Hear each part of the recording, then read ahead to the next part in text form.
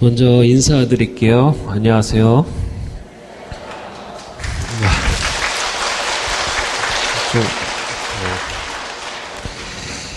제 이름은 보시다시피 강언덕 베네딕토입니다. 아까 시모님께서 언덕이라 부담이 된다고 하셨는데 사실 제가 비빌 언덕이 되려고 노력하고 있습니다. 너무 많이 비비시면 제가 좀 사라집니다. 비벼져갖고. 아무튼 여러분에게 편안하게 다가가려고 하니까 부담 갖지 마시고 편안하게 들어주시고요. 저는 예수에 들어온 지 이제 16년이 넘었고요. 근데 제가 이 중에 6년을 외국에 나가 있었어요. 얼마 전에 이나시오 영성연구소 상임위원으로 발령이 나서 올해 3월부터, 그러니까 이번 달부터 근무를 하고 있습니다. 왜 이번 달부터 하냐면 제가 귀국한 지 얼마 안 돼서 그래요. 6년 동안 4년은 제가 호주 멜버른에서 신학 공부를 했고, 그 다음에 나머지 2년은 미국 애틀란타에서 교포 사목을 했어요. 그러고 왔기 때문에 제가 귀국한 지가 지금 한 석 달밖에 안 됩니다. 그래서 아직 한국이 좀 낯선 게 있어요. 특히 공기가 참, 우리나라 공기가 이랬던가 하면서 좀 새롭게 느끼는 그런 생활을 요구하고 있는데 차차 좀 적응하고 있습니다. 다행히도. 이상이 제 소개였고, 제가 예수의 후원회에서 특강을 몇 번 한 적은 있어요. 그런데 사순 특강은 처음입니다. 사순 특강을 전부터 한 번은 해보고 싶었어요. 그래서 기쁜 마음으로 준비를 하긴 했는데 좀 미흡할지 모르겠어요. 제가 아직 좀 젊고요. 제 뒤에는 이제 쟁쟁하신 분들이 지금 다음 주부터 기다리고 계시죠. 송신부님부터 이렇게 쫙 오시니까 저는 그냥 워밍업이라 생각하시고 정말 편하게 들어주시면 고맙겠습니다. 해마다 우리가 사순 시기를 이렇게 맞고 있죠. 그래서 우리 마음은 늘 사순 시기가 올 때마다 잘 보내고 싶습니다. 그렇죠? 어떻게 하면 이번 사순은 좀 더 뜻깊게 보낼 수 있을까? 적어도 여기 미사 참례하러 오신 분들은 그리고 또 이렇게 특강을 들으러 오신 분들은 더더욱 그러실 것 같아요. 그러면 사순 시기를 잘 보내려면 어떻게 해야 할까? 사순 시기를 잘 보내려면 어떻게 해야 될까? 첫 번째로 제가 생각하기에 신앙의 기본기가 중요하다고 생각합니다. 신앙의 기본이 안 돼 있는 상태에서 사순 특강 듣는다고 갑자기 열심해지지 않습니다. 그렇죠? 왜냐하면은 그동안 영적인 훈련으로 단련되지 못한 부족한 믿음 그리고 정화되지 못한 나의 악습이 우리의 발목을 이렇게 딱 잡기 때문에 그래요. 열심히 하려고 해도 그런 기본이 안 돼 있기 때문에 우리가 못하는 것들이 있습니다. 그 다음에 이런 신앙의 기본기가 없는 분들은 어떻게 해야 될까요? 말로가. 하느님께 대한 사랑보다는 의무감만 남아있는 상태가 될 수 있어요. 의무감으로 성당을 다니시는 분들 있죠? 그리고 하느님을 내가 믿기는 하지만 내가 만들어낸 하느님을 믿는 경우가 있어요. 진짜 하느님은 아니고 내가 만들어낸 내가 믿는 하느님. 그리고 또는 자기도 모르게 원래 그런 마음은 아니었지만 자기도 모르게 하느님을 액세서리로 치장을 해서 나를 돋보이게 만드는 그런 신자가 될 수도 있어요. 하느님의 뜻보다는 내 뜻이 중요한 거죠. 아니면은 신앙은 정말 귀찮은 거고 자신을 구속하는 거라고 생각해서 그냥 다 놔버리고 자유 아닌 자유를 찾아 냉담하시는 분들이 계십니다. 그렇죠. 정말 자유로울 것 같은데 사실은 그렇지 않죠. 항상 마음에 부담이 좀 있을 거예요. 그런데 다행히도 여기 오신 분들은 그 정도 수준은 아닐 거라고 생각합니다. 그래서 신앙의 기본기에 대해서 우리가 좀 알아야 되는데 신앙의 기본기는 가톨릭 신자라면은 반드시 기본으로 해야 하는 것들을 말합니다. 그런데 우리가 여러 가지들을 얘기할 수 있겠지만 신앙의 기본 중에 기본이라는 것이 있습니다. 신앙의 기본 중에 기본. 화면이 좀 잘리네요. 이건 몰랐는데.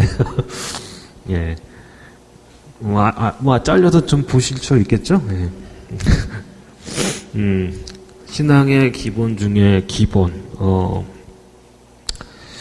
이것이 없으면은 신앙생활을 우리가 시작할 수조차 없는 게 있어요. 그게 뭘까요? 바로 이것입니다. 믿음입니다. 예. 아주 당연한 것 같죠? 예.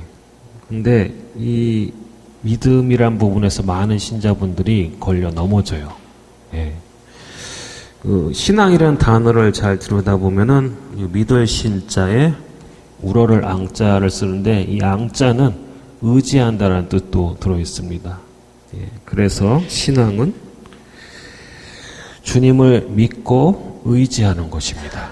예. 주님을 믿고 의지하는 것이 신앙이라고 할 수 있습니다. 이건 아주 당연한 말인데 우리에게 주님을 믿고 의지하는 것. 근데 이 당연한 것이 우리 신앙생활 중에서 계속 잊혀지고 간과되기가 일쑤입니다. 종종 우리 신자들 행동하는 것을 보면은 믿지 않는 분들하고 별 차이가 없을 때가 있어요. 그런 거 보실 때가 있죠. 주님께서 루카복음 6장에서 그러셨습니다. 너희가 자기에게 잘해주는 이들에게만 잘해준다면 무슨 인정을 받겠느냐. 죄인들도 그것은 한다.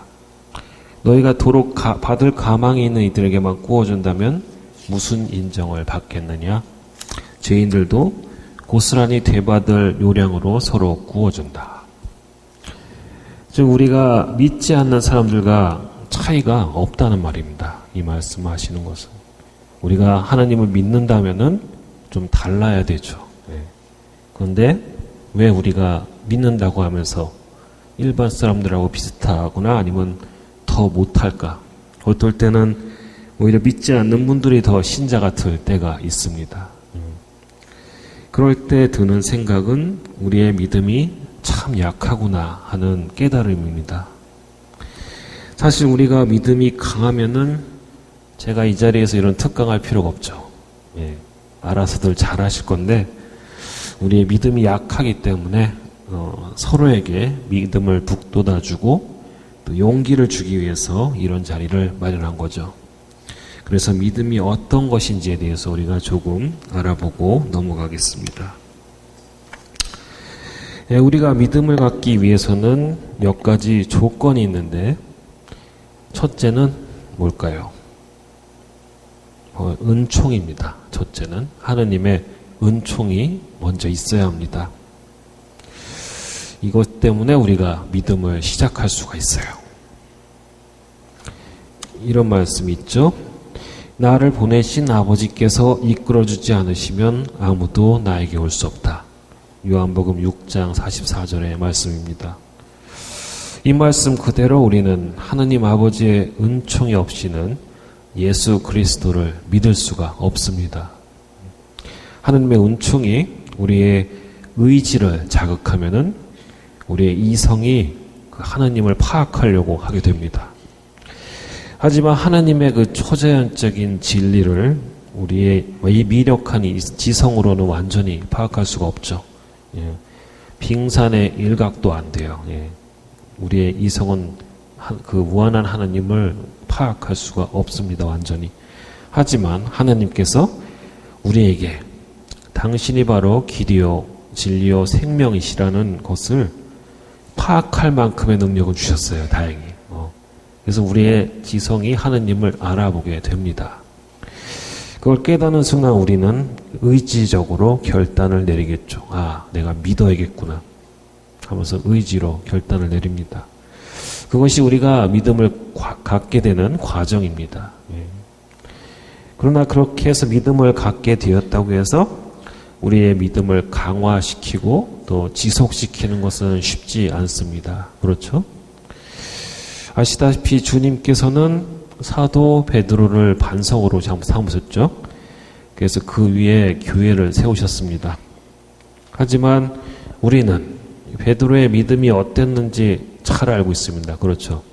예, 베드로가 어떤 분이셨는지. 그 약한 믿음 때문에 주님을 향해서 무리를 걸어가다가 실패했죠. 그리고 주님 곁을 결코 떠나지 않을 거라고 호언장담을 했다가 3번이나 주님을 모른다고 배신을 했죠. 그리고 교회의 수장이 됐을 때 나중에 그때도 유다인들이 두려워서 이민족들과 밥을 먹다가 슬그머니 일어납니다. 유다인들이 들어오니까 그걸 가지고 바오로 사도가 엄청 혼을 내죠. 예, 그때 이미 교회의 우두머리가 됐는데도 불구하고 그런 약함이 있었어요. 베드로는. 예. 그럼에도 주님께서는 그걸 다 알고 계심에도 불구하고 베드로를 통해서 우리 교회를 세우셨습니다. 이것은 믿음이 약한 우리에게 아주 큰 희망을 줍니다. 우리가 믿음이 약한 이유가 있어요. 믿음이 약한 이유는 뭘까요? 바로 두려움 때문입니다. 우리가 무섭기 때문에 믿음이 약한 거예요.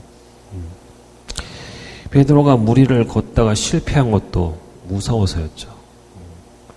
그리고 주님을 모른다고 부인한 것도 무서워서였습니다. 두려워서.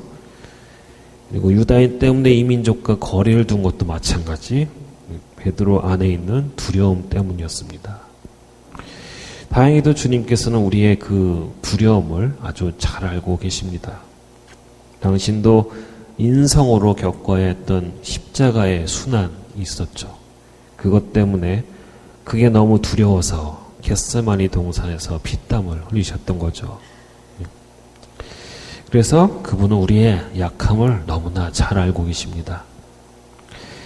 그래서 늘 우리를 계속해서 기다려 주시죠. 그게 주님의 끝없는 사랑 때문입니다.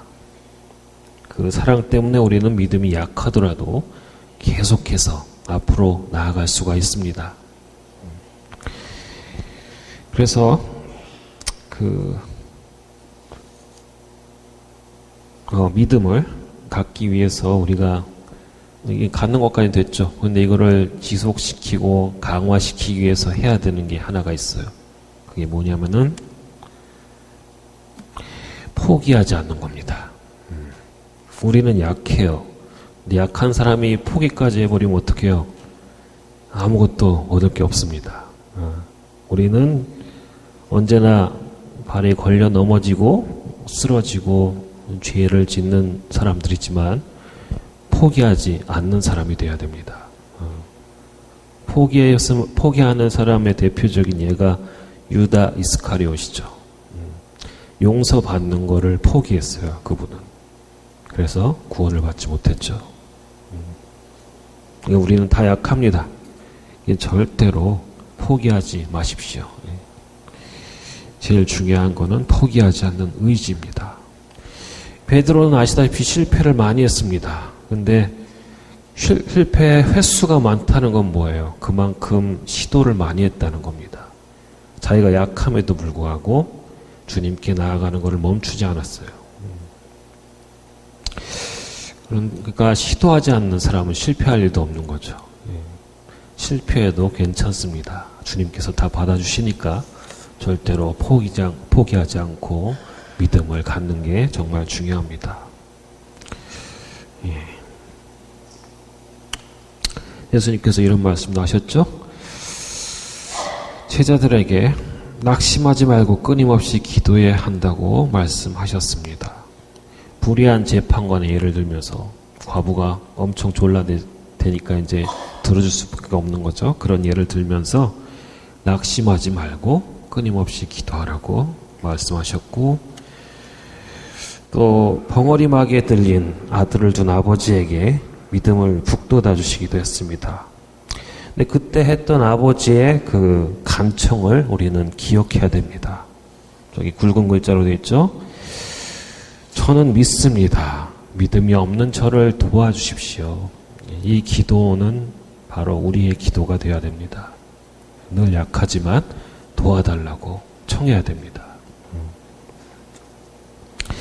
그래서 신앙의 기본 중에 기본은 약하지만 포기하지 않는 의지의 믿음을 갖는 겁니다. 의지의 믿음. 때문에 우리 모두는 지금보다 의식적으로 또 의지적으로 더 하느님을 믿으셔야 됩니다. 아시겠죠? 예. 자, 그 다음부터 이제부터 이런 믿음에 기반한 본격적인 신앙의 기본기에 대해서 말씀을 드리겠습니다. 신앙의 기본기는 여러 가지로 우리가 이야기를 할 수 있을 거라고 생각해요. 하지만 그 중에서도 제가 생각하는 신앙의 기본기는 5가지가 있습니다. 첫째는 뭐냐면은 미사입니다. 성체성사. 그리고 두 번째는 뭘까요? 고해성사입니다. 두 번째. 그리고 세 번째는 성경 읽기. 그리고 네 번째는 기도. 마지막 5번째는 교리를 준수하는 것입니다. 어때요? 맞는 것 같아요? 다행입니다.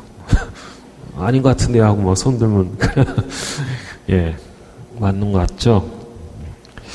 그런데 여기에다가 한 가지가 더 있습니다. 플러스 봉사입니다. 이렇게 말하면 이제 6가지라고 말할 수 있는데 좀 글자가 잘려서 죄송한데요. 6가지라고 할 수 있는데 저는 이걸 6가지라고 안 하고요. 5가지 플러스 하나라고 합니다. 예. 왜 그러냐면은 이 5가지를 충실히 지키면서 맺어지는 결실이 바로 봉사이기 때문입니다. 그래서 봉사는 다른 말로 신앙의 열매라고 할 수가 있습니다. 그러니까 이 5가지 미사, 고해성사, 성경 읽기, 기도, 교리, 준수를 제대로 해오신 신자분들은 하느님 아버지께서 또 예수 그리스도께서 어떤 분이신지를 성령의 활동으로 체험하게 됩니다. 그런 체험을 하신 분들은 하느님을 머리로 아는 것이 아니고 영혼으로 하느님을 알게 돼요. 영혼으로. 그래서 성모님의 기도가 떠오르죠. 내 영혼이 주님을 찬송하며 나를 구하신 하느님께 내 마음 기뻐 뛰노나니. 이 마니피카세, 이 첫 구절은 성모님께서 하느님을 머리로가 아니라 영혼으로 알게 되었다는 증거입니다. 알고 계신다는 증거죠. 이렇게 그래서 이 탄탄한 기본기가 중요한데 이 기본기를 통해서 하느님을 체험한 사람들은 신앙의 열매를 맺을 수밖에 없습니다. 그 열매가 바로 봉사입니다. 그래서 5 플러스 하나라고 말씀드리고 싶습니다. 우리 3본 본당 신자분들은 굉장히 운이 좋습니다. 왜냐하면은 이 5가지 기본기 중에서 3가지를 특강을 통해서 복습할 수 있습니다. 다음 주에 송봉무신 분이 오셔서 성경과 함께하는 신앙생활. 저희 성경이 몇 번째요? 3번째 있죠? 예, 그 다음에 오시는 분이 또 우리 교회의 가르침과 함께하는 사순치기 해가지고 교리, 교회 가르침에 대해서 말씀해 주실 거고, 마지막으로 정규한 신부님 오셔서 그 기도와 함께하는 사순시기, 그래서 기도에 대해서 또 알려주실 겁니다. 그래서 제가 오늘 미사하고 고해성사만 얘기하면 여러분들은 5가지를 다 복습할 수가 있습니다. 운이 좋으신 거죠. 예. 그래서 제가 밑에 3개는 따로 얘기를 안 할 거예요. 전문가들이 오셔서 말씀하실 거니까. 아무튼, 예. 이게 아주 중요하다는 것을 말씀드립니다. 하지만 다시 한번 제가 강조하고 싶은 것은 신앙의 기본을 살아가려고 노력하는 것이 중요하지 특강 자체가 중요한 건 아닙니다. 그렇죠? 예, 특강은 안 들으셔도 돼요. 기본이 더 중요한 거니까. 특강은 기본을 잘 살아갈 수 있도록 도움을 주는 도구에 불과합니다. 그래서 보면은 이렇게 그래서 보면은 이렇게 미사에 연달아서 이게 특강이 있잖아요. 어떤 분들은 미사는 안 오고 특강만 오시는 분들이 있어요. 예, 좀 이상하지 않아요? 예, 기본을 잘 하기 위해서 우리가 이걸 오는 건데, 또 어떤 분들은 성사 생활 잘 안 하고 성경도 안 읽고 기도도 잘 안 하는데 봉사를 그렇게 열심히 하신 분이 있어요. 예, 몸이 부서져라고 성당에서 일을 하십니다. 그것도 좀 이상하지 않아요? 이유가 뭘까요? 여러 가지가 있을 거예요. 잘 생각해 보시기 바랍니다. 왜 그런 것, 어떤 분도 이런 말씀도 하시더라고요. 나는 기도도 안 되고 뭐 미사도 잘 못 나오니까 몸으로라도 때우자. 그래서 이렇게 막 몸으로 뭔가를 하시면은 좀 하느님께 보험 드는 그런 기분이 되시나 봐요. 그래도 제가 죽을 때 이 정도 하지 않았습니까? 라는 뭐 그런 거. 예, 그런 마음으로 하시는 분도 계시더라고요. 하지만은 분명한 것은 그런 게 있죠. 신앙의 기본기가 확실하지, 그러니까 기본기가 확실한 분들은 그런 방식으로 봉사를 하지 않습니다. 기본기가 확실한 분인 아주 기쁜 마음으로 정말 주님에 대한 사랑 때문에 봉사를 하는 거죠. 주님에 대한 사랑. 그게 없으면은 봉사가 재미가 없어지죠. 우리 레지오 여기 많잖아요, 그렇죠? 레지오 회합 때마다 우리 열심히 묵주기도 하고 활동 보고 하고 다 하죠. 근데 어느 순간 내가 이걸 왜 하고 있나 하는 생각 들 때 있지 않아요? 예, 있을 겁니다. 내 안에 하나님께 대한 사랑이 사라져가고 있을 때 그래요. 그래서 우리는 기본을 통해서 하나님께 대한 사랑을 키워야 됩니다. 그게 커져야 이웃에 대한 사랑도 커집니다. 하나님을 사랑하는 게 먼저입니다, 여러분. 그걸 꼭 잊지 마시기 바랍니다. 근데 이런 생활, 기본기를 저에게 아주 잘 가르쳐 준 그런 게 있습니다. 그게 뭘 것 같아요, 여러분? 저에게 기본기를 가르쳐 준 요람 같은 곳. 그게 바로 저겁니다. 가정. 예. 오늘 이 특강 주제가 뭐였죠? 제목이? 예, 가정과 함께하는 사순식이죠. 이 가정에 대한 얘기를 제가 그래서 빼놓을 수가 없어요. 가정에는 두 가지 사전적인 의미가 있습니다. 첫째, 한 가족이 생활하는 집, 그러니까 집 자체를 말하는 뜻이 있고요. 둘째, 가까운 혈연관계에 있는 사람들의 공동체라고 국어 대사전에 명기가 되어 있습니다. 그리고 인터넷에 있는 나무위키 백과사전을 보면은 이런 말도 있어요. 주거를 기반으로 의식주 생활을 공유하는 생활 공동체 혹은 공동생활이 이루어지는 공간을 말하며 이 공동체의 구성원은 가족이라고 불린다. 그러니까 좀 더 넓게 이 가정 공동체의 의미를 정의하고 있습니다. 주거를 기반으로 하는 공동체지만 그게 꼭 그 혈연 관계일 필요는 없다라고 말해요. 거기 가족에 대한 개념이 조금 바뀌어서요. 가족에 대해서도 우리가 알아보겠습니다. 가정이나 가족이나 영어로는 family예요. 똑같은데 한국말로 하면 조금 다른 의미가 있습니다. 주로 부부를 중심으로 한 친족 관계에 있는 사람들의 집단 또는 그 구성원이라고 할 수 있고요. 또는 혼인, 혈연, 입양 등으로 이루어진다라고 말합니다. 그러니까 꼭 혈연은 아니더라도 입양도 있으니까 생활을 공유하는 가족으로 이루어진 공동체가 가정이라는 거죠. 예. 그래서 우리가 가정을 이룰 때 이런 형태가 되죠. 예, 이거 우리 많이 봤죠? 가계도라고 하는 겁니다. 가계도. 가운데 내가 있죠?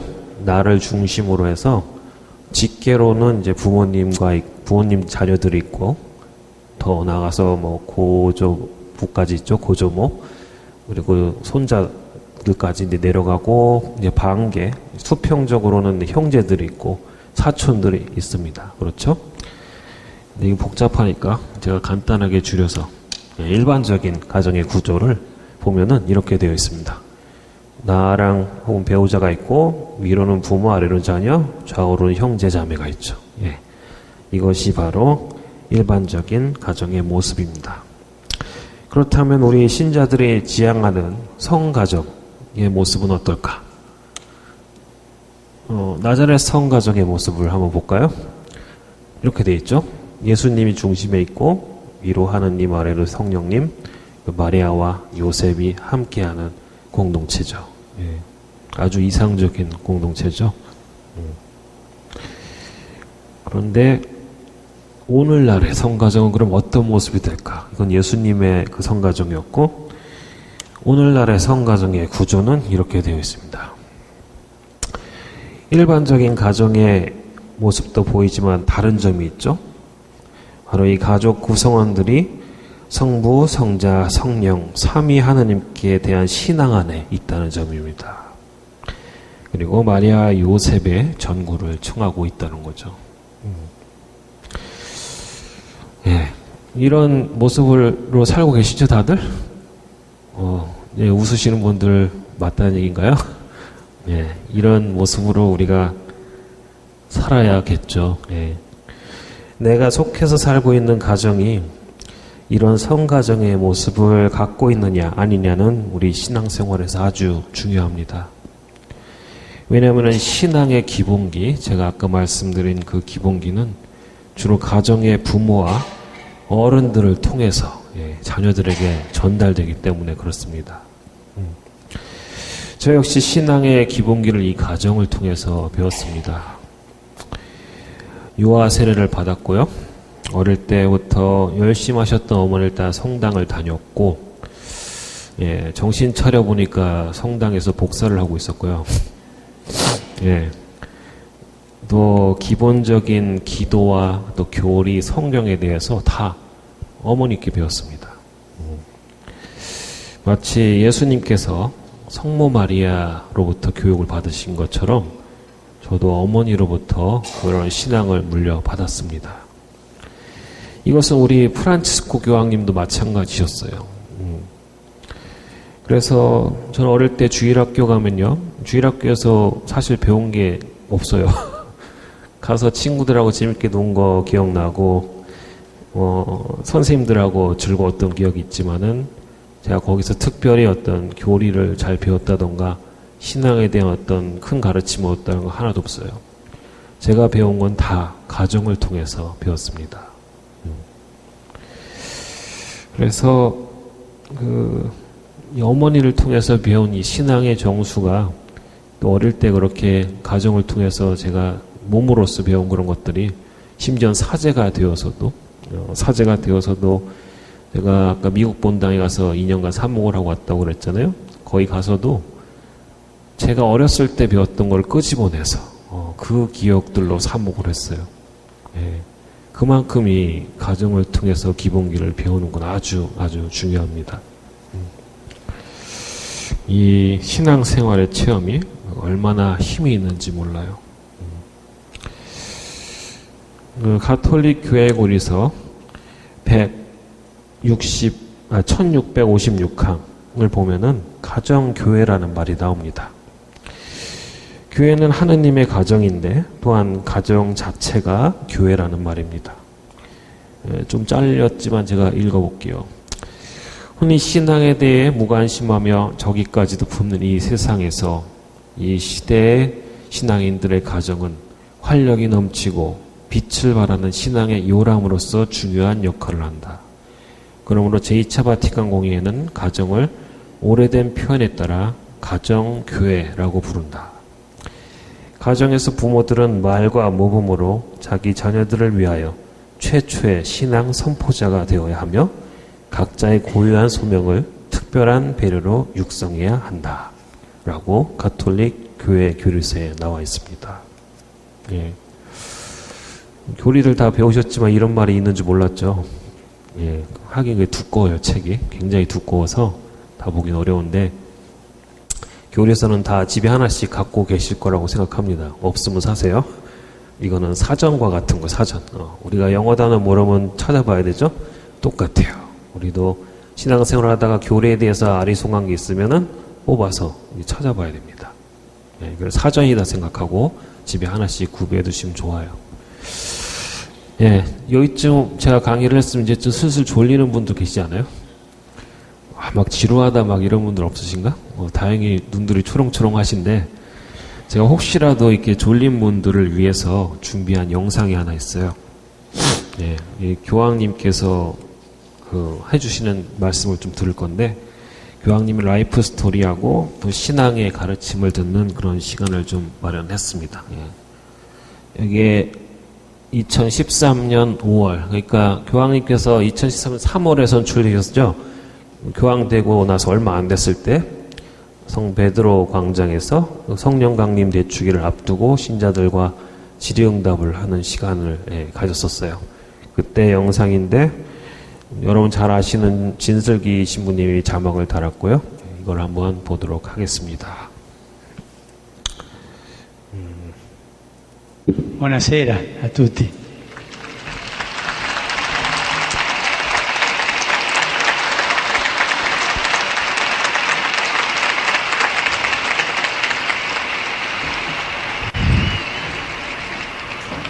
Sono contento di incontrarvi e che tutti noi ci incontriamo in questa piazza per pregare, per essere uniti e per aspettare il dono dello Spirito.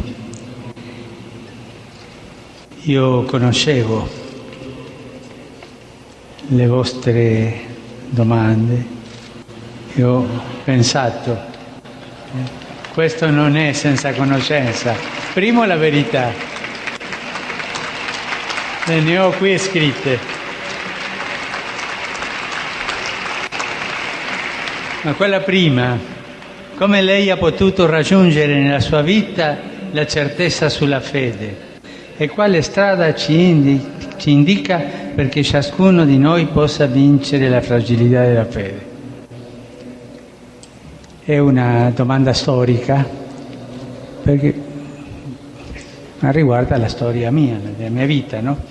Io ho avuto la grazia di crescere in una famiglia in cui la fede si viveva in modo semplice e concreto. Ma soprattutto è stata mia nonna, la mamma di mio padre, che ha segnato il mio cammino di fede. Era una donna che ci spiegava, ci parlava di Gesù, ci insegnava il catechismo.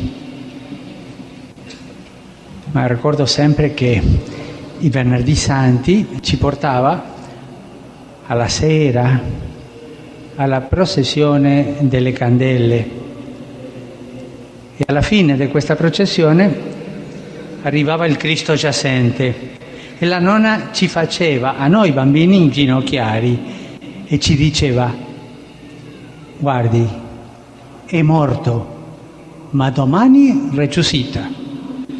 Ho ricevuto il primo annunzio cristiano proprio di questa donna, della mia nonna, no? È bellissimo quello.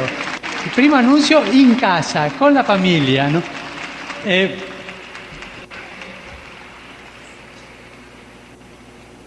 questo mi fa pensare al lavoro di tante mamme, tante nonne nella trasmissione della fede.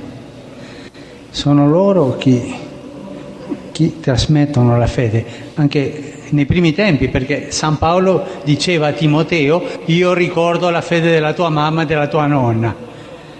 Tutte le mamme che sono qui, tutte le nonne, pensate a questo, trasmettere la fede, perché Dio ci mette accanto delle persone che aiutano il nostro cammino di fede.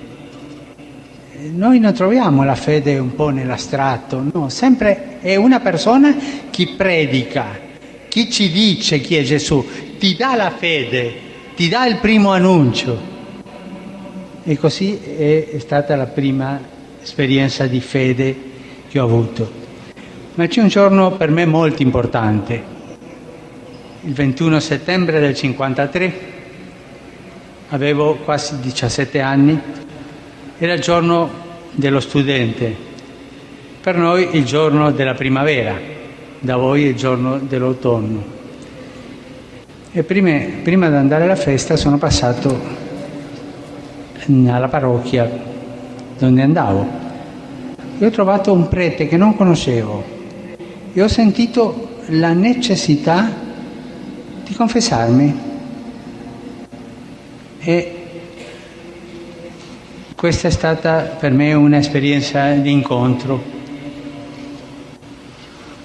Ho trovato che qualcuno mi aspettava, ma non so cosa è successo, non ricordo, ma non so proprio perché era quel prete là che non conoscevo, ma è perché ho sentito questa voglia di confessarmi, ma la verità è che qualcuno mi aspettava, mi stava aspettando da tempo e dopo la confessione ho sentito che qualcosa era cambiata e io non ero lo stesso, avevo sentito proprio come una voce, una chiamata, ero convinto che io dovevo diventare sacerdote.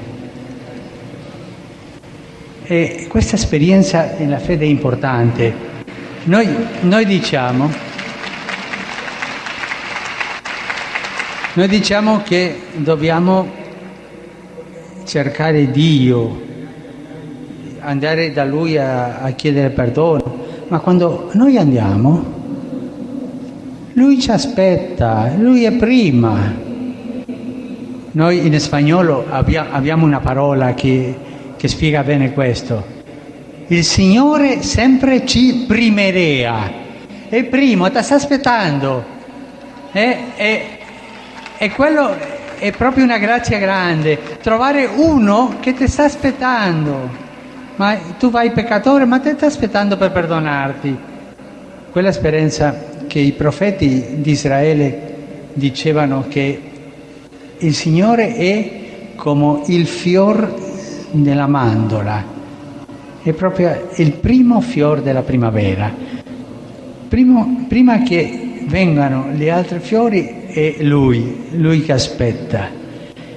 Il Signore ci aspetta e quando noi lo cerchiamo troviamo questa realtà che è Lui aspettarci per accoglierci, per darci il suo amore, e questo ti fa nel cuore uno stupore tale che non lo credi, e così va crescendo la fede.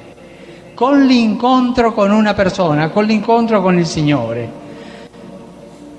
Qualcuno dirà, no, io preferisco studiare la fede nel libro, è importante studiarla, ma guardi, con quello solo non basta. L'importante è l'incontro con Gesù, l'incontro con Lui, e quello ti dà la fede, perché è proprio Lui che te la dà.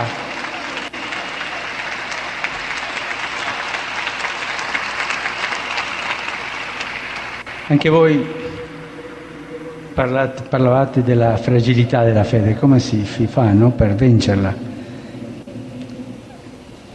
Il nemico più grande che ha la fragilità, è curioso, è la paura. Ma non avete paura, siamo fragili, ma lo sappiamo, ma Lui è più forte. Se tu vai con Lui non c'è problema, un bambino è fragilissimo. Ne ho visto tanti oggi, ma era col papà, con la mamma, è sicuro.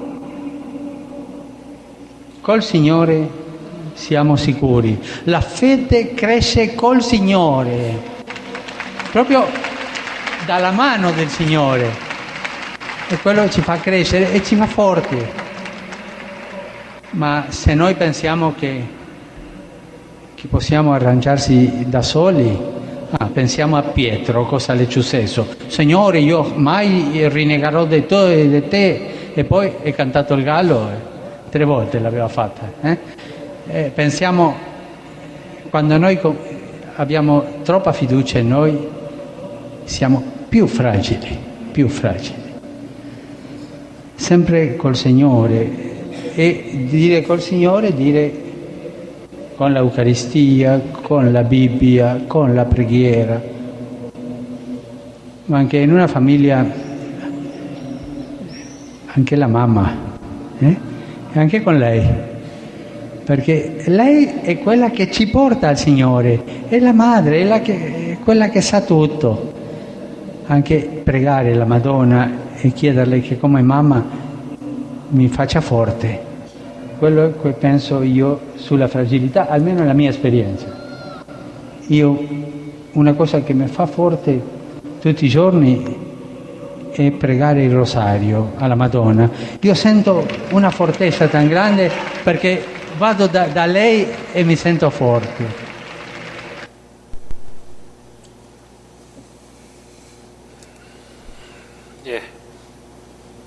예, 잘 들으셨죠? 예, 도움 좀 돼요? 예, 잠 좀 깹니까? 예, 졸진 않으신 것 같은데, 예, 교황님께서 여러 가지를 말씀하셨는데요. 특히 첫 번째로 말씀하셨던 당신의 신앙을 어디에서 물려받았는가에 대한 걸 잘 들으셨죠? 당신의 가정을 통해서 물려받으셨는데, 이렇게 말씀하셨어요. 당신 가정을 단순하고 단단한 믿음의 가족이라고 표현하셨어요. 또 할머니와 그 부모님으로부터 예수님 이야기를 처음 듣고 또 교리를 배우고 특히 당신 할머니와 있었던 성금요일의 추억이 인상적이었죠. 잘 봐. 돌아가셨지? 하지만 내일이면 부활하실 거야. 저 이 말이 너무 재밌었어요. 아주 단순하지만 명쾌하게 그걸 가르쳐 주신 거죠. 여기서 많은 것을 느끼셨을 겁니다. 아이들에게 신앙을 가르친다는 것은 이런 거구나. 내가 사는 신앙을 자녀들에게, 또 손자, 손녀에게 보여주는 거죠. 성삼일 전례가 뭔지 모르고 거기 참석하지도 않는 분들이 그걸 어떻게 배우겠습니까? 또 교황님의 성소 이야기도 참 인상적이었죠. 성가정에서 기본을 배우신 교황님께서는 17살 때 주님의 부르심을 느낍니다. 신앙의 기본이 되어 있지 않은 사람들은 주님께서 부르셔도 그것을 잘 알아듣지가 못합니다. 현재 사제 수도 성수가 줄어드는 이유를 생각해 보세요. 예수님께서 옛날보다 지금은 덜 부르시는 걸까요? 옛날엔 많이 필요했는데 지금은 그렇게 많이 필요 없으니까 좀 덜 부르시는 것 같다. 이렇게 생각하시는 분도 있어요? 아니죠. 오히려 지금 현대사회가 더 많은 사제와 수도자를 필요로 하고 있죠. 성소가 줄어드는 이유는 주님께서 여전히 많이 부르시는데 거기에 대한 응답을 하는 사람이 적어서 그렇습니다. 많은 성소자들이 성가정에서 생활하지 못하고 있고 그래서 신앙의 기본을 닦지 못해서 그렇습니다. 이런 이유들로 성가정이 아주 중요한 겁니다. 때문에 성소가 줄어드는 것에 대한 책임은 우리 모두가 다 갖고 있는 겁니다. 하지만 그럼에도 불구하고 주님께서는 여전히 인내심과 자비심을 가지고 기다려 주고 계십니다. 교황께서 말씀하셨다시피 먼저 기다리고 계십니다. 늘. 그러니 우리는 포기만 하지 않으면 됩니다. 성가정을 이루고 싶어도 그것을 이루는 게 나한테 무리라고 생각하시는 분도 있을 거예요. 사실 성당에는 외짝 교우들도 많고요. 부모가 열심히 나와도 자녀가 냉담하는 집안도 많습니다. 그것이 문제이기는 합니다만 큰 문제는 아닙니다. 이것이 큰 문제라고 생각하시는 분은 그만큼 하나님께 대한 믿음이 없는 거예요. 뭐든지 다 아시고 뭐든지 다 하실 수 있는 우리가 전지전능하다고 부르시는 그런 하느님의 힘을 우리가 믿지 못하는 겁니다. 사실 저도 외짝교우 집안 출신입니다. 예, 아버지가 여전히 냉담하고 계세요. 아들이 사제인데 저도 어쩔 수 없어요. 그런데 제가 사제가 되지 않았습니까? 하나님께서는 못하는 게 없으십니다. 단 한 사람이라도 가정에서 열심히 하시면은 하나님께서 그 가정을 돌보십니다. 그걸 믿으셔야 돼요. 나는 항상 그 부러워 보이는 성가정을 이뤘다고 생각되는 분들 바라보면서 부러워하실 필요가 없어요. 한숨만 쉬고. 하나님께서는 뭐든지 다 할 수 있습니다. 그래서 일단은 내가 믿음을 확고히 하는 게 중요해요. 내가 기본기를 다지는 게 중요합니다. 그럼 분명히 하나님께서 그걸 통해서 뭔가를 하십니다. 아시겠죠? 예, 믿으셔야 됩니다. 근데 이 모든 게 제가 어머니한테 배운 거예요. 예, 가정을 통해서 제가 배운 것들입니다. 그래서 성가정이 주는 힘에 대해서 한번 정리를 해봤어요. 첫 번째로 성가정은 믿음을 키워줍니다. 성가정은 주님의 사랑으로 이루어진 공동체이기 때문에 기본적으로 사랑이 많을 수밖에 없어요. 자녀들도 사랑을 많이 받으면서 자라게 되겠죠? 그렇기 때문에 믿음도 순수하고요, 또 강합니다. 사랑을 많이 받은 사람일수록 믿음이 강합니다. 왜냐하면은 사랑이 없이는 우리 믿을 수가 없어요. 부모의 사랑을 많이 받고 있는 아이들은 자기 부모를 철석같이 믿어요. 그러니까 다른 사람도 다 그럴 줄 알고 굉장히 잘 믿습니다. 그래서 막 모르는 사람 쫓아가기도 하죠.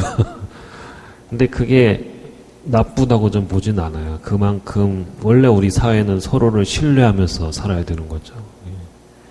그래서 사랑이 많을수록 믿음도 강해진다라는 거. 그래서 우리의 믿음을 키워준다. 둘째로 공동체 생활을 잘 하도록 돕습니다. 공동생활의 가장 기초가 되는 게 가정이기 때문에 거기서 잘 양육된 자녀는 교회에서도 올바르게 공동체 생활을 할 수밖에 없습니다. 셋째는 정말 중요한 건데 하나님을 체험하게 해줍니다. 살다 보면 누구나 반드시 시련을 겪게 되죠. 예, 여태까지 시련 겪은 적이 없다 하시는 분들은 기다리십시오. 곧 옵니다. 예, 마음의 준비를 하고 기다리셔야 됩니다. 예, 반드시 겪어요. 당신께서 사랑하시는 사람에게 주님께서는 반드시 당신의 십자가를 주십니다.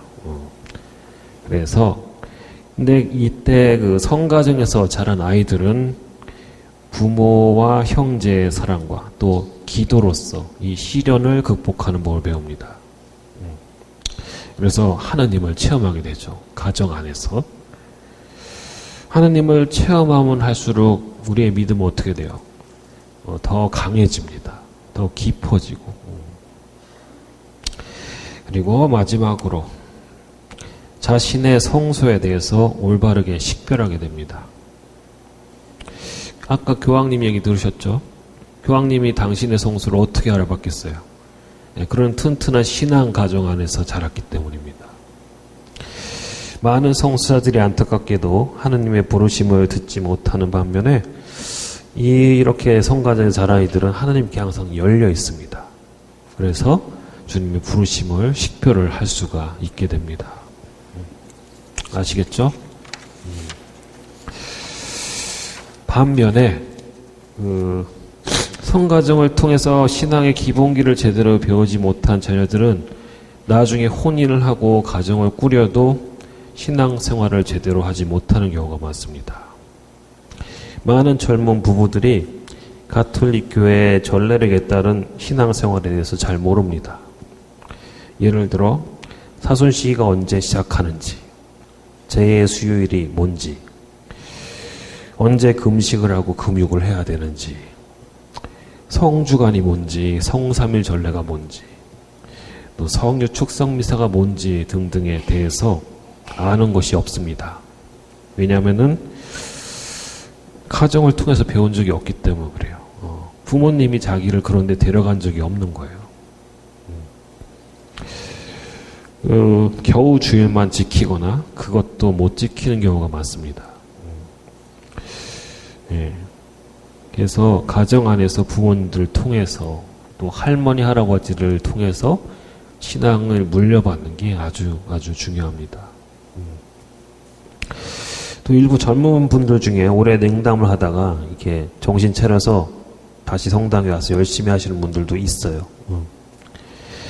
그런데 그분들 보면은 그동안 기본기를 제대로 못했기 때문에 봉사하는 그 곳곳에서 구멍이 드러납니다. 그러다 보면은 이분들이 어떻게 변하냐면요. 신앙생활보다는 인간관계, 그리고 본당의 일 중심으로 변합니다. 거기를 통해서 하느님 만나기보다는 글쎄요, 신부님 또는 주위 사람들에게 인정받는 그런 거, 예, 목적이 변하는 거죠. 성당에 나오는 이유가. 또 오랜 냉담과 함께 교회 밖에서 혼인을 하고 살다가 자녀가 딱 태어나니까 유아 세례를 주려고 자녀들을 데리고 찾아오는 경우도 있습니다. 그 젊은 부모들이 많이 그러는데, 물어보니까 막상 자녀가 태어나니까 좀 겁이 나는 거예요. 또 아이들에게 뭔가를 해주고 싶고, 그래서 유아 세례를 주려고 오는데 정작 자기가 조당이라고 불리는 혼인 무효장애에 걸린 걸 모르고 오는 경우가 많습니다. 그래서 애들 세례 주러 왔다가 자기 결혼식까지 하고 나가는 분들도 있고요. 관면 혼배나 혼인 성사가 좀 절차가 있잖아요. 그게 좀 까다롭다고 생각하고 아예 다시 냉담 생활로 돌아가시는 분도 있습니다. 안타깝죠. 또 제가 미국에 있을 때 그 아이들만 주일학교에 맡겨놓고 자기는 미사도 안 나오는 부모를 본 적이 있어요. 미국은 차가 없으면은 이동하기가 참 어려워요. 그래서 부모들이 아이들을 성당으로 차로 이렇게 데려다 줘야 아이들이 갈 수가 있어요, 성당에. 예, 그래 놓고 이제 한글 학교부터 이제 시작하면요. 영어 미사까지 한 4시간 정도 공백이 생깁니다. 그때 모처럼 해방이다 이러고 이제 놀러 가는 거예요. 그러면서 미사는 안 나옵니다. 이 미사가 영어 미사라서 어려워서 그런다고 말하는 분들도 계세요. 그것도 틀린 말은 아니겠지만 제가 볼 때는 그분들이 기본적으로 미사에 대한 이해가 없기 때문입니다. 미사는 세계 어디나 다 똑같죠. 말만 다르지. 강론만 우리가 좀 어렵죠. 나머지는 다 알아들을 수 있어요. 보고 따라가면 됩니다. 그러니까 핑계죠. 그래서 가정 성화를 우리가 해야 되는데 그 첫 걸음은 바로 미사입니다. 이게 좀 글자가 잘려서 그렇긴 한데, 제가 말씀드린 신앙의 기본기 중에 첫 번째죠. 미사는 주님의 거룩한 말씀과 거룩한 몸과 피를 동시에 체험할 수 있는 우리 가톨릭 교회만이 가진 보물입니다. 여기 계신 분들은 누구보다도 잘 알 거라고 생각해요. 많이들 매일 미사 나오시는 분들이죠. 저도 어릴 때부터 어머니 따라서 매일 미사를 다녔습니다. 초등학교 4학년 때부터 복사를 해서 6년간 했었고, 요즘도 그렇겠지만 복사하려면은 매일 미사 다녀야 되죠. 새벽 미사도 열심히 나와야 되고, 그래서 줄기차게 아주 새벽에 미사를 다녔었는데 복사가 돼서도 그랬죠. 한 번은 추운 겨울이었어요. 새벽 미사를 하러 이제 복사하러 가는데 거리가 좀 있어서 자전거를 타고 갔었어요. 영하에 몇 도인지 모르고 굉장히 추웠죠. 근데 빙판길에 제가 넘어졌습니다. 자전거를 타다가. 그래서 팔 이런 데가 다 까진 거예요. 그런데도 피를 흘리면서 성당에 가서 임무를 완수했죠. 예. 그랬던 기억이 나요. 그래도 제가 복사를 싫다고 했던 적은 없었던 것 같아요. 제가 복사를 서면서 좋아했던 게 있는데, 신부님께서 거양성체를 하실 때 그걸 제일 가까이에서 바라볼 수 있다는 게 전 좋았어요. 복사가 가장 가까이서 봅니다. 여기 앞에 앉으신 분들보다 더 가깝죠. 한 1m 정도 거리에서 바라보는 거죠. 그냥 그게 그렇게 좋았습니다. 제대에서 가장 가까이에서 주님을 바라보는 것 자체가 너무 좋았습니다. 제 성소는 아마 거기서부터 시작이지 않았나 싶어요. 또 어머니와 함께 매일 미사에 참석하고 복사를 하고 또 성체의 모습으로 오시는 주님을 바라보고 또 모시면서 제 내면에서 주님께서 부르시는 목소리를 들었던 것 같아요.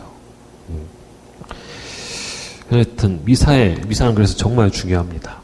미사에 관한 교회의 가르침 두 개인데, 이게 잘려서 다 읽기가 어렵네요. 중요한 건 성체 성사가 거양되는 미사는 그리스도교 삶 전체의 중심이라는 거. 그리고 그리스도교 삶 안에서 이루어지는 모든 활동은 미사와 밀접한 관계를 맺으며 미사에서 흘러나오고 미사를 향해서 들어갑니다. 라고 이렇게 미사경본 총지침 16항에 나와 있어요. 또 이 미사전례는 교회 활동이 지하는 정점이며 동시에 거기에서 교회의 뭐죠 저기 저도 이게 안 써놔가지고 하여튼 뭐 중요한 게 흘러나오는 원천이라고. 죄송합니다. 갑자기 저게 뭘까요? 아마 교회의 핵심 같아요. 또 신앙 사도직 활동의 목적이요. 신앙과 또 네? 맞아요. 세례를 통해서 하느님의 자녀가 된 모든 이가 한데 모여 교회의 한가운데서 참여하며 희생제사에 참여하고 주님의 만찬을 먹도록 하는 것. 이게 무슨 말이냐면은 미사 때 우리가 다 모이잖아요. 하느님의 자녀로서.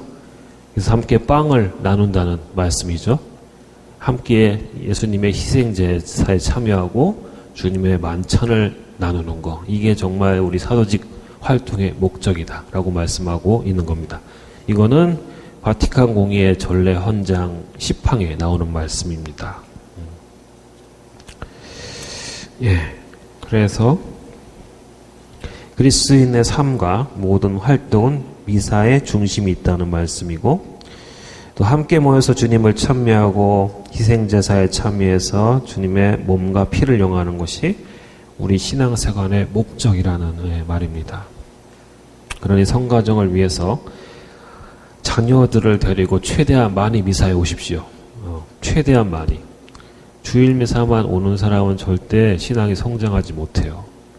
평일 미사를 되도록 많이 오십시오. 그래서 성체 성사를 하셔야 됩니다. 특별히 이 사순시기 동안에.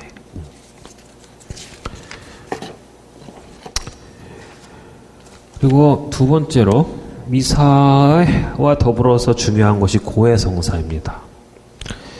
이는 신앙의 기본기 중에서 두 번째죠. 미사와 고해성사는 아주 밀접한 관계에 있습니다. 매일 미사를 하시는 분들은 성체성사를 하시는 분들이기 때문에 고해성사를 게을리할 수가 없습니다. 주님의 몸을 매일 받아 모시는데 자신의 죄를 성찰하고 반성하지 않을 수 없는 거죠.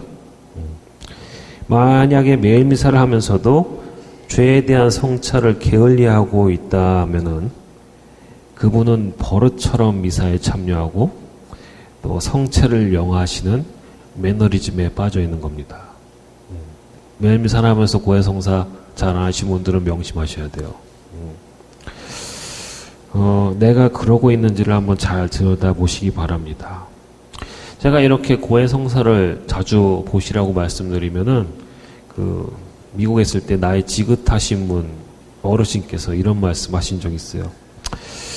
신부님, 저는 매 일상이 똑같아서요. 별로 죄 지을 게 없어요. 이렇게 말씀하시는 분들이 있어요. 근데 사실 그 말씀이 저는 틀리진 않았다고 생각합니다. 많은 어르신분들이 삶이 굉장히 루틴하잖아요. 똑같아요. 그런데 근데 한편으로는 그분이 성찰을 제대로 안 해서 그렇게 말씀하실 수도 있다고 저는 생각을 해요. 자기 죄에 대한 성찰을 게을리하면은 그렇게 될 수가 있죠. 우리가 하루를 살아도요, 하루만 살아도 참 많은 죄를 짓습니다. 지을 수 있어요. 정말로. 생각과 말과 행위로 그걸 우리가 정말 세세하게 따져보면은 생각보다 꽤 될 것 같아요. 그런데 그것을 내가 의식하지 못하고 지나간다고 해서 그 죄가 깨끗해지는 건 아니죠. 여전히 남아있어요. 그래서 고해성사는 우리 몸을 씻는 거하고 똑같습니다. 우리가 목욕을 1년에 2번만 하진 않죠? 예, 목욕 1년에 2번 안 하는데 우리 신자들은 고해성사를 1년에 2번만 하시는 분들이 많습니다. 성탄 때, 부활 때, 대림과 사순 시기에만 하시는 분들이 있어요. 우리가 그렇게 눈에 띄게 더럽지 않아도 외출을 하면 반드시 손 씻고 얼굴도 씻고 하잖아요. 그게 왜냐면은 눈에 보이지 않는 세균들, 눈에 보이지 않는 미세먼지들 이런 거를 씻어내기 위해서. 그렇죠? 우리는 알고 있어요. 우리가 깨끗해 보이지만 더럽다는 거. 예. 근데 우리 영혼도 마찬가지입니다. 내 영혼이 깨끗하다고 생각하는 건 참 조심하셔야 됩니다. 깨끗해 보이지만 나도 모르는 새에 지저분해져 있는 경우가 참 많아요. 그래서 성찰을 정말 잘 하셔야 되고 고해성사를 자주 하셔야 됩니다. 내 몸을 씻는 것처럼 내 영혼도 씻어줘야 됩니다. 그렇게 해야 우리가 성체성사를 더 잘할 수가 있겠죠. 예수님을 더 가까이 만날 수 있게 됩니다. 특별히 이 사순 시기는 뭐예요? 참회와 정화의 시기죠. 여러분들 곧 판공서사 보실 거잖아요.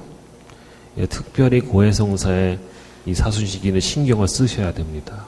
무엇보다도 이 시기를 거쳐서 주님의 영광스러운 부활을 맞이해야 되기 때문에 고해성사를 잘 준비해야 됩니다. 한국 교회는 대림 시기와 사순 시기에 공과를 판별한다 라는 뜻에서 판공이라는 이름을 고해성사에 붙입니다. 판공이 그런 뜻이에요. 공과를 판별한다. 그러니까 1년 농사 어떻게 지었나 보자 이런 겁니다. 이게 두 학기로 이제 1년에 2번 보죠. 전반기와 후반기 내가 어떻게 살았나 의무적으로 그렇게 하도록 초대를 하고 있습니다만 그때만 보시면 절대 안 됩니다. 예.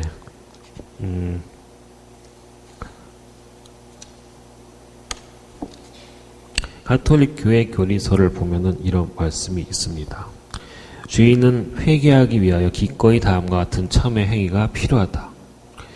마음에는 통회가, 입에는 고백이, 행위에는 온전한 겸손과 유효한 보속이 있어야 한다. 교리서 1450항에 말씀이 있습니다. 세 가지 행위를 말해요. 통회하셔야 되고요. 그 다음에 소리내서 고백을 하셔야 됩니다. 그리고 신부님이 주시는 보석을 아주 겸허하게 받아들이고 실천하셔야 됩니다. 그 첫 번째가 이 통회죠. 통회는 말 그대로 깊은 뉘우침입니다. 이 통회가 아주 중요해요. 얼마나 중요하냐면은 통회에는 두 가지 통회가 있다고 합니다. 완전 통회와 불완전 통회. 그러니까 두 가지가 있는데 완전한 통회는 하느님께 대한 깊은 사랑에서 나온다고 해서 사랑의 통회라는 말로 이렇게 표현하기도 합니다. 사랑의 통회. 이게 되면은 그 소제뿐만 아니라 가능한 빨리 고해성사를 보겠다는 결심을 할 경우에 대제까지도 용서를 받을 수가 있다고 합니다. 그 자리에서. 그러니까 고해성사를 받기 전이라고 해도 진정한 통회가 되면은 하느님께서 그냥 이렇게 싹 용서를 해주신다는 겁니다. 불완전 통회도 그 자체로 하느님의 선물입니다. 하지만 이건 하느님께 대한 사랑 때문이 아니라 두려움 때문에 하는 통회입니다. 지옥 가기 싫어서 고해성사 봐야지 하는 분들 어쩔 수 없이 막 하기 싫은데 끌려가듯이 하는 그런 통회. 그것도 되게 중요합니다. 두려움 때문에 하는 거. 왜냐하면 그거 자체가 내가 죄를 더 이상 안 짓게 막아주기 때문에 그렇죠. 하지만 우리 궁극적으로 하나님께 대한 사랑 때문에 통회를 하셔야 됩니다. 그렇잖아요. 내가 사랑하는 사람 아프게 하면 내 마음도 아프죠. 내가 정말로 사랑하는 사람이 있는데 그 사람에게 아주 큰 상처를 주면은 정말 아픕니다. 근데 하나님께 그런 죄를 지고도 가슴이 안 아프다면은 그 사람은 뭐예요? 하나님을 그만큼 사랑하지 않는 겁니다. 하나님을 사랑하는 만큼 여러분은 여러분의 죄를 더 잘 들여다볼 수가 있습니다.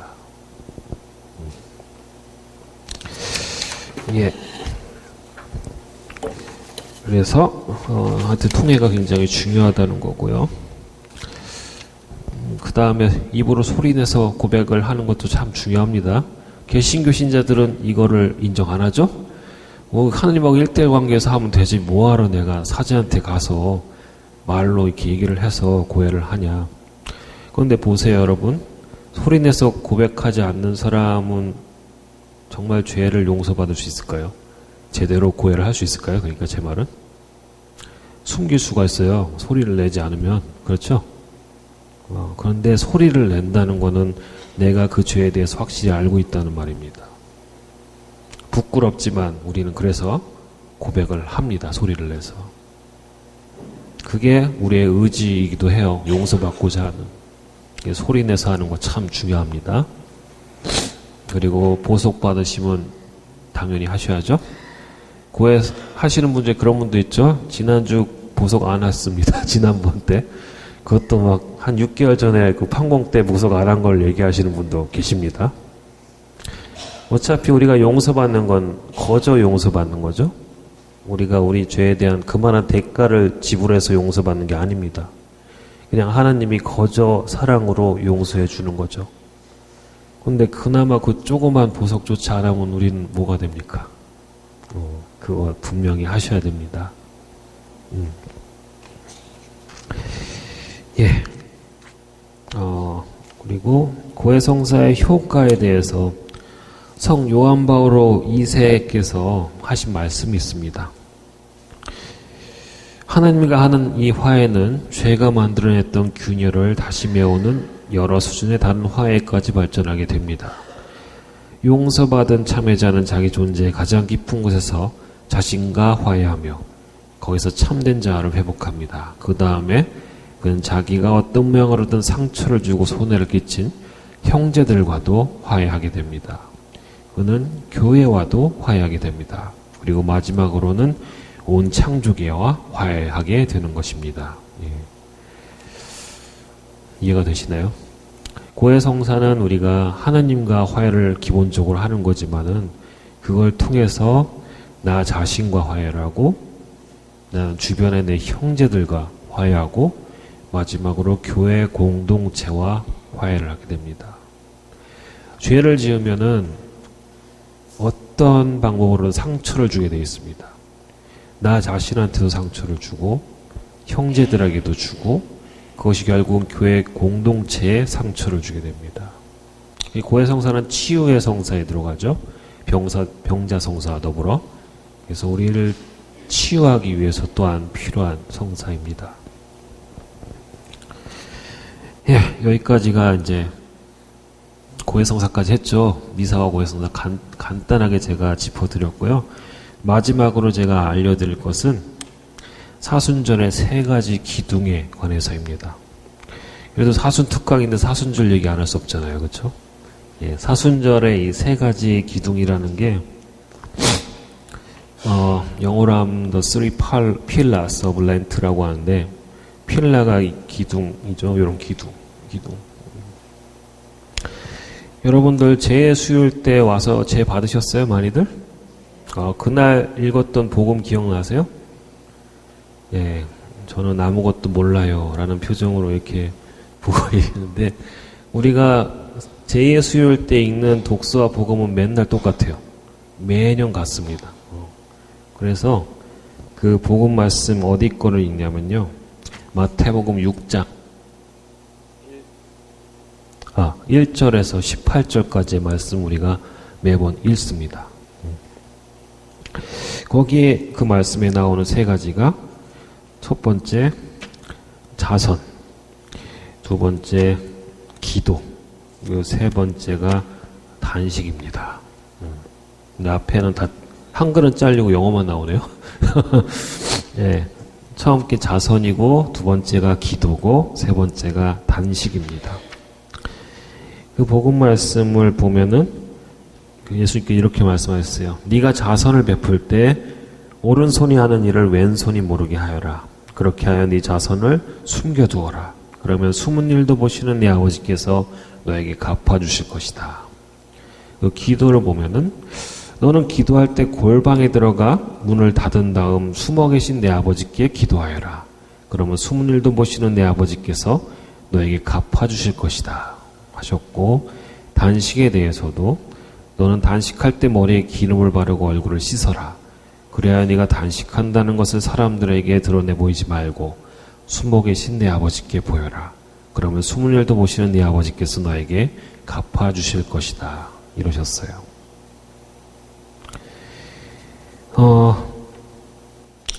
이 세 가지를 말씀하실 때 공통적으로 반복하시는 말씀이 있어요. 그게 뭐 같아요? 너희는 자선을 베풀 때 혹은 기도할 때 단식할 때 위선자들처럼 남에게 보이려고 하지 마라. 그리고 대신 숨어 계신 내 아버지께 보여드려라. 그럼 숨은 일도 보신 아버지께서 너에게 갚아주실 것이다. 이게 공통적으로 3번 나옵니다. 내가 하는 자성과 단식과 기도를 숨어 계신 아버지께 보여드리라는 말씀은 뭐예요? 왜 하필 숨어 계신 아버지께 보여드리라고 했을까? 사람들에게 보여주지 말고. 이 뜻은 이 3가지를 통해서, 자선과 기도와 단식을 통해서 남이 아니라 하느님을 깊이 만나라는 얘기입니다. 하느님을 깊이 만나라는 얘기예요. 이거는 절대로 남을 위해서 하는 게 아니라 하느님을 위해서 하는 거고 내 자신을 위해서 하는 겁니다. 그렇죠? 예를 들어 머릿속에 기도할 때 내가 기도하는 모습이 저 사람에게 어떻게 보일까 신경 쓰는 사람 제대로 기도할 수 있겠어요? 없죠. 남을 신경 쓰면 절대로 기도할 수 없어요. 오직 하느님만을 바라보셔야 됩니다. 그렇죠? 기도는 하느님께 집중하게 해줍니다. 우리가 기도를 한다는 건 하느님께 집중한다는 겁니다. 그리고 단식은 나 자신을 돌아보게 만듭니다. 내 안에 있는 것을 버림으로써 나 자신을 더 잘 보게 되죠. 단식을 통해서. 그리고 자선은 뭐예요? 이웃을 살피는 겁니다. 자선을 통해서. 그래서 하나님과 또 나와 이웃을 하나로 이렇게 묶어주는 역할을 합니다. 뭘로 묶어주냐면은 사랑으로 묶어줍니다. 사랑으로. 여기서 우리는 사순절의 목적을 발견할 수가 있습니다. 사순절은 자성과 기도와 단식을 통해서 하느님을 사랑하고 나를 사랑하고 이웃을 사랑하는 것이 그 목적입니다. 그렇게 해서 주님의 부활을 준비하는 기간인 거예요. 마치 이 사순절은요, 사순시기는 1년에 한 번 있는 집중 코스랑 같아요. 영어로 하면 인텐시브 코스라고 하죠. 그냥 그것만 파는 겁니다, 아주. 예. 그래서 이 시기는요, 어느 때보다 여러분들이 신앙적으로 성화되기 아주 좋은 시간입니다. 다른 시기에 여러분 단식 잘 안 하잖아요. 그렇죠? 예, 보석도 잘 안 해요. 근데 사순 시기이기 때문에 우리는 좀 더 우리를 내려놓으려고 노력을 하게 됩니다. 그래서 이 기회를 잘 잡으셔야 됩니다. 아주 황금 같은 기회고, 또 전례적으로는 이 기간은 세례와 견진을 준비하는 시간입니다. 그리고 이미 세례받은 신자들은 뭐예요? 세례 갱신 서약을 준비하는 시기이기도 해요. 그래서 부활절 때 꼭 하죠. 부활절 때 세례를 받기도 하고 견진을 받기도 하고, 일반 신자들은 세례 갱신 서약을 하게 됩니다. 그만큼 나를 새롭게 만들겠다는 얘기예요. 이 기간은 아주 그래서 중요합니다. 여러분들이 그걸 잘 할 수 있는 시간이에요.